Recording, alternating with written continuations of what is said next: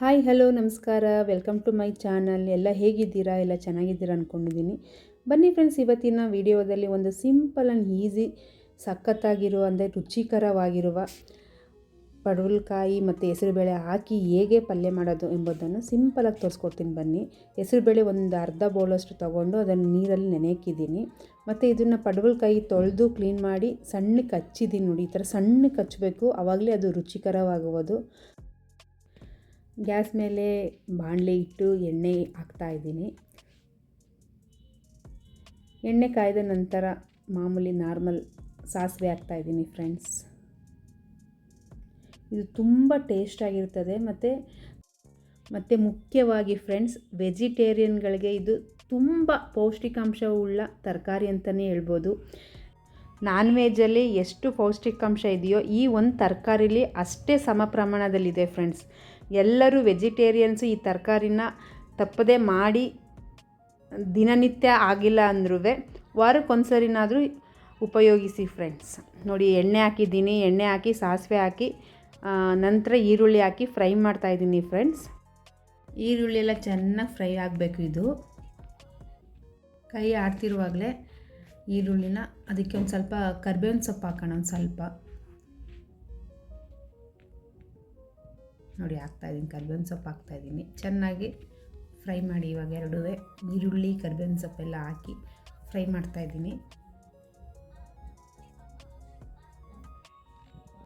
ಇದು ಫ್ರೈ ಮಾಡ್ತಿರುವಾಗಲೇ ನಾವು ನೆನೆಸಿಟ್ಟಿರ್ತೀವಲ್ಲ ಹೆಸರುಬೇಳೆ, ಇವಾಗ ಆಲ್ರೆಡಿ ಅದು ನೆಂದಿರುತ್ತೆ. 1 ಅವರ್ ಅಂತಲೇ ಸಾಕು, ನೆಂದಿರುತ್ತೆ ಅದು ಆಲ್ರೆಡಿ. ಇವಾಗ ನಾವು ಹೆಸರುಬೇಳೆನ ಈ ಈರುಳ್ಳಿ ಫ್ರೈ ಮಾಡಿರ್ತೀವಲ್ಲ ಅದಕ್ಕೆ ಮಿಕ್ಸ್ ಮಾಡಬೇಕು. ನೋಡಿ, ಇವಾಗ ಆಲ್ರೆಡಿ ಇದು ನೆಂದಿರೋ ತೋರಿಸ್ತಾ ಇದ್ದೀನಿ. ನೋಡಿ, ಇದು ನೆಂದಿರೋ ಹೆಸರುಬೇಳೆ. ಇವಾಗ ಇದನ್ನು ನಾವು ತಗೊಂಡು ಈರುಳ್ಳಿ ಫ್ರೈ ಮಾಡಿದ್ವಲ್ಲ ಅದಕ್ಕೆ ಹಾಕೋಣ. ನೋಡಿ, ಇವಾಗ ಮಿಕ್ಸ್ ಮಾಡಿ ಚೆನ್ನಾಗಿ ಹೆಸರುಬೇಳೆ ಹಾಕ್ಮೇಲೆ ಚೆನ್ನಾಗಿ ಕೈ ಆಡಿ. ಇದೇನು ಜಾಸ್ತಿ ಹೊತ್ತು ಬೇಯಬೇಕು ಅಂತ ಏನಿಲ್ಲ, ಏಕೆಂದರೆ ಆಲ್ರೆಡಿ ನೆನೆಸಿರ್ತೀವಲ್ಲ, ಬೇಗ ಬೆಂದೋಗುತ್ತೆ. ಚೆನ್ನಾಗಿ ಹೆಸರುಬೇಳೆನ ಮಿಕ್ಸ್ ಮಾಡಿ. ಇದು ಮಿಕ್ಸ್ ಆದ ನಂತರ ನಾವು ಸಣ್ಣಗೆ ಕಟ್ ಮಾಡ್ಕೊಂಡಿರ್ತೀವಲ್ಲ ಪಡವಲಕಾಯಿನೂ, ಅದನ್ನು ಇದಕ್ಕೆ ಹಾಕಬೇಕು ಫ್ರೆಂಡ್ಸ್. ನೋಡಿ, ಈಗ ಪಡವಲಕಾಯಿ ತೊಗೊಂಡು ಹಾಕ್ತಾ ಇದ್ದೀನಿ. ಈಗ ತರಕಾರಿ ಹಾಕ್ಮೇಲೆ ಚೆನ್ನಾಗಿ ಕೈ ಆಡಿ ಹೆಸರುಬೇಳೆ ಮತ್ತು ಪಡವಲಕಾಯಿ ಎಲ್ಲ ಚೆನ್ನಾಗಿ ಮಿಕ್ಸ್ ಆಗಬೇಕು. ಅದು ನೀರು ಬೇಕಂದರೆ ಹಾಕ್ಕೊಳ್ಳಿ. ಇದು ಇಲ್ಲ ಕಮ್ಮಿ ಉರಿ ಮಾಡಿಬಿಟ್ಟು ಮುಚ್ಚಿಟ್ಬಿಟ್ರೆ ಅವೇಲೆ ಬೇಯ್ಕೊಳ್ಳುತ್ತೆ. ಏಕೆಂದರೆ ಹೆಸರುಬೇಳೆ ಆಲ್ರೆಡಿ ನೆನೆಸಿರ್ತೀವಲ್ಲ, ಬೇಗ ಬೆಂದ್ಕೊಳ್ಳುತ್ತೆ. ನೀರನ್ನು ಹಾಕೋದು ಬೇಕಾಗಿಲ್ಲ ಅನಿಸುತ್ತೆ. ಬೇಕು ಅಂದರೆ ಒಂದು ಅರ್ಧ ಲೋಟದಷ್ಟು ಹಾಕ್ಕೊಳ್ಳಿ, ಒಂದು ಸ್ವಲ್ಪ ಸಾಕು. ಚೆನ್ನಾಗಿ ಮಿಕ್ಸ್ ಮಾಡಾಯಿತು.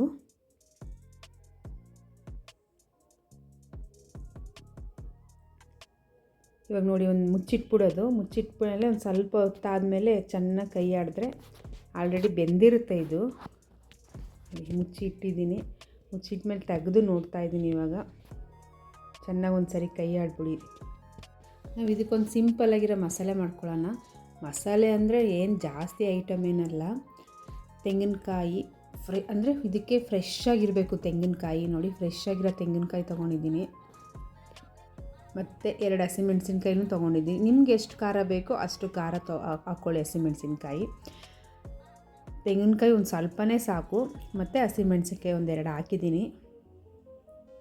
ನೋಡಿ, ಅದನ್ನು ತರ್ತರಿಯಾಗಿ ಈ ಥರ ರುಬ್ಕೊಂಡಿದ್ದೀನಿ ನಾನು. ನೈಸ್ ಎಂತ ಬೇಡ, ಇಷ್ಟು ರಫ್ ಆಗಿದ್ದರೆ ಸಾಕು. ಇವಾಗ ತರಕಾರಿನೂ ಬೆಂದಿರುತ್ತೆ. ಇವಾಗ ರುಬ್ಬಿರೋ ಮಸಾಲೆನ ಇಲ್ಲಿಗೆ ಹಾಕೋಣ ನಾವು. ನೋಡಿ, ಮಿಕ್ಸ್ ಮಾಡಿ ಒಂದು ಸರಿ ನೋಡಿ. ಬೆಂದಿದೆ ಹೆಸರುಬೇಳೆ, ಪಡವಲಕಾಯಿ ಎಲ್ಲ ಬೆಂದಿದೆ. ಚೆನ್ನಾಗಿ ಮಿಕ್ಸ್ ಮಾಡೋಣ.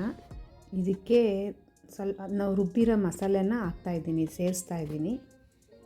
ಇವಾಗ ಮಸಾಲೆ ಹಾಕ್ತಾಯಿದ್ದೀನಿ. ಚೆನ್ನಾಗಿ ಮಿಕ್ಸ್ ಮಾಡಿ, ಜೊತೆಗೆ ರುಚಿಗೆ ತಕ್ಕಷ್ಟು ಉಪ್ಪನ್ನು ಹಾಕಿ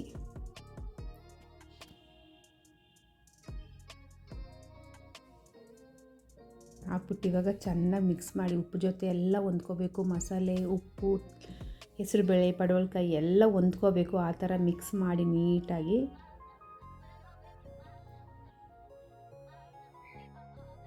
ಇದಕ್ಕೆ ನಾವು ಸಣ್ಣಕ್ಕೆ ಹಚ್ಚಿರೋ ಕೊತ್ತಂಬರಿ ಸೊಪ್ಪು ಹಾಕಬೇಕು. ಮತ್ತು ನಾರ್ಮಲ್ ಎಲ್ಲ ಪಲ್ಯಕ್ಕೂ ನಾನು ಹಾಕ್ತೀನಿ ನಿಂಬೆಹಣ್ಣು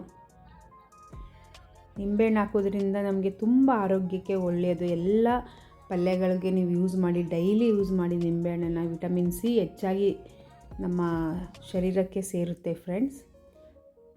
ನೋಡಿ, ಇವಾಗ ನಿಂಬೆ ರಸನೂ ಹಾಕಾಯಿತು, ಕೊತ್ತಂಬರಿ ಸೊಪ್ಪನ್ನು ಹಾಕಾಯಿತು. ಇವಾಗ ಚೆನ್ನಾಗಿ ಮಿಕ್ಸ್ ಮಾಡಿದ್ರೆ ಹೆಸರುಬೇಳೆ ಪಡವಲಕಾಯಿ ಪಲ್ಯ ರೆಡಿ ಆಗುತ್ತೆ ಊಟ ಮಾಡೋಕ್ಕೆ. ಇದನ್ನು ಚಪಾತಿ ಜೊತೆನೂ ತಿನ್ಬೋದು, ಅನ್ನ ಸಾಂಬಾರು ಜೊತೆ ನೆಂಚ್ಕೊಂಡರೂ ತಿನ್ಬೋದು, ಬೇಕು ಅಂದರೆ ರೊಟ್ಟಿ ಜೊತೆನೂ ತಿನ್ಬೋದು ಫ್ರೆಂಡ್ಸ್. ತುಂಬ ಟೇಸ್ಟಾಗಿರ್ತದೆ ಮತ್ತು ಹೆಲ್ತಿ ರೆಸಿಪಿ ಇದು. ದಯವಿಟ್ಟು ಎಲ್ಲರೂ ಟ್ರೈ ಮಾಡಿ ಕಮೆಂಟ್ ಮೂಲಕ ಇದು ಹೇಗಿದೆ ಅಂತ, ಟೇಸ್ಟ್ ಹೆಂಗೆ ಬಂತು ಅಂತ ಕಮೆಂಟ್ ಮೂಲಕ ತಿಳಿಸಿ. ನಿಮಗೆ ಈ ರೆಸಿಪಿ ಇಷ್ಟವಾದಲ್ಲಿ ಒಂದು ಲೈಕ್ ಕೊಡಿ, ಶೇರ್ ಮಾಡಿ, ಸಬ್ಸ್ಕ್ರೈಬ್ ಮಾಡ್ಕೊಳ್ಳಿ ನನ್ನ ಚಾನಲನ್ನು. ಥ್ಯಾಂಕ್ ಯು, ಧನ್ಯವಾದಗಳು. ಬಾಯ್ ಬಾಯ್, ಟೇಕ್ ಕೇರ್.